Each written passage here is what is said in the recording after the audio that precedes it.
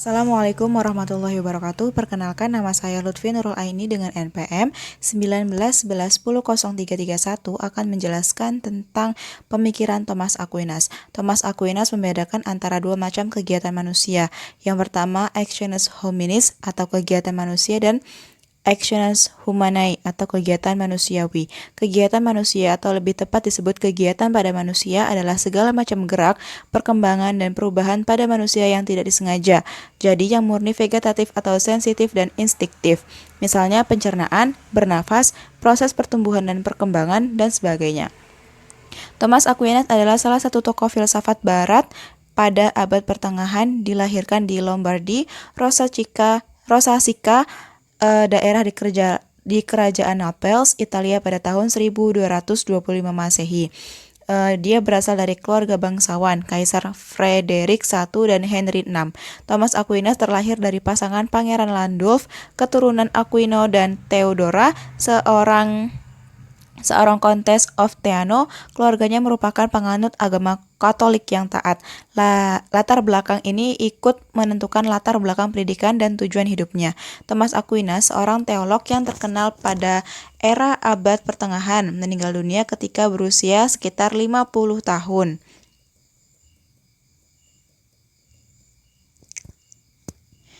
Tepatnya pada tanggal 7 Maret 1274 Masehi. Jenis kegiatan ini di luar kuasa manusia sehingga tidak perlu dipertanggungjawabkan.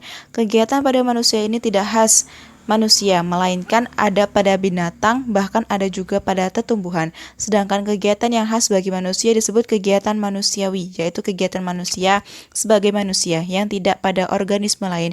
Ini merupakan kegiatan yang disengaja sebagai tindakan dalam arti yang sebenarnya. Bertindak berarti berlaku dengan bebas, sehingga kita menentukan diri sendiri. Tindakan itu kita kuasai sehingga dapat dipertanggungjawabkan.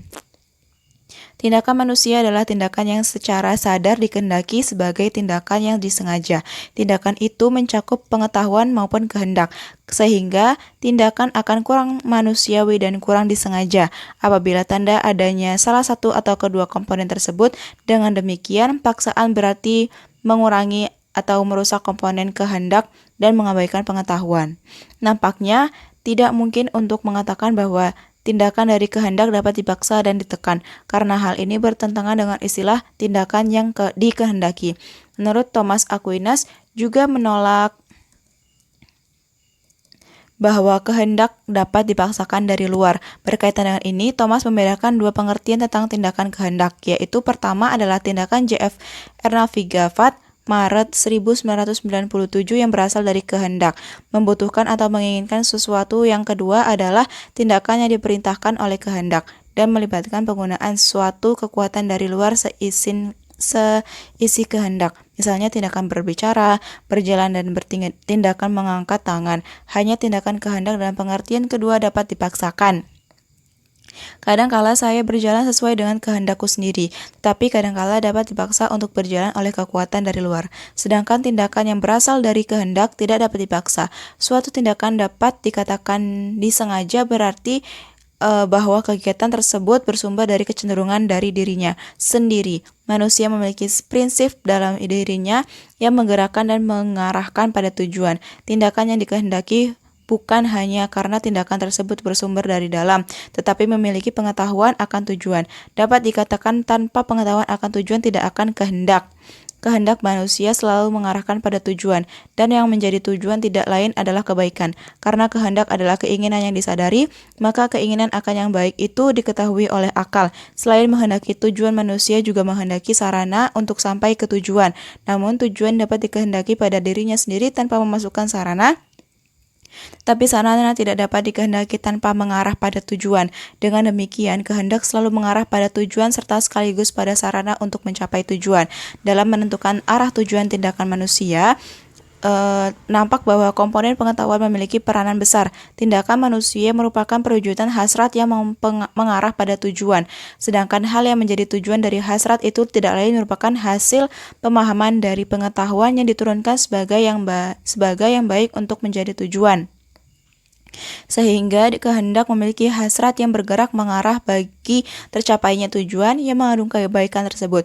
Pikiran tidak memiliki tugas untuk atau mendorong kehendak untuk menghendaki, namun dengan melihat sesuatu sebagai yang baik. Pikiran membawanya ke dalam deretan objek-objek kehendak. Thomas Aquinas, salah satu tokoh filsafat barat, pertengahan dilahirkan di Lambordi, Rosasika dari Kerajaan Naples, Italia pada tahun 1225. Thomas Aquinas juga dikenal sebagai nama Italia yaitu Tommaso de Aquino. Ketika berumur 5 tahun, Thomas Aquinas mulai belajar di biara Benedictus di Monte Cassino hingga dia berusia 15 tahun. Selama 10 tahun belajar di Monte Cassino sebagai pendidikan dasar guna menjadi seorang biarawan, dia melanjutkan memperdalam ilmu bahasa di negara lain dengan beralih menjadi seorang ordo Dominikan.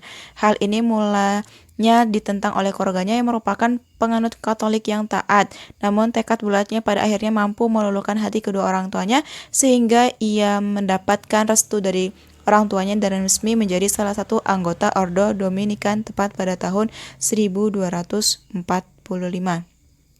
Pada mulanya dia belajar di Naples, tepatnya di Universitas Frederick II Nepal selama 6 tahun. Kemudian melanjutkan pendidikannya di Paris di bawah bimbingan seorang Aristotelian termasyhur bernama Albertus Agung.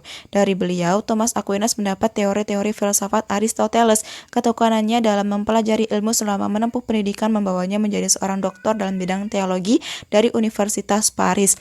Dia kemudian mendapatkan kepercayaan untuk mengajak di sana sampai dengan tahun 1259 Masehi. Selanjutnya dia aktif menjadi biarawan di beberapa biara Dominikan Roma, Italia selama kurang lebih 10 tahun atau hingga sekitar 1269 Masehi.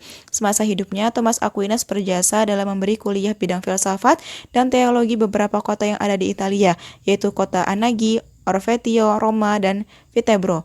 Selanjutnya dia kembali ke Paris selama 3 tahun sebelum dia dipanggil ke Naples guna mengemban tugas yang sama dan diperankan tambahan sebagai pendiri sekolah Dominikan di sana pada tahun 1272. Demikian penjelasan saya tentang pemikiran Thomas Aquinas. Mohon maaf apabila ada kesalahan. Saya akhiri, wallahul muwaffiq ila aqwamit thoriq. Wassalamualaikum warahmatullahi wabarakatuh.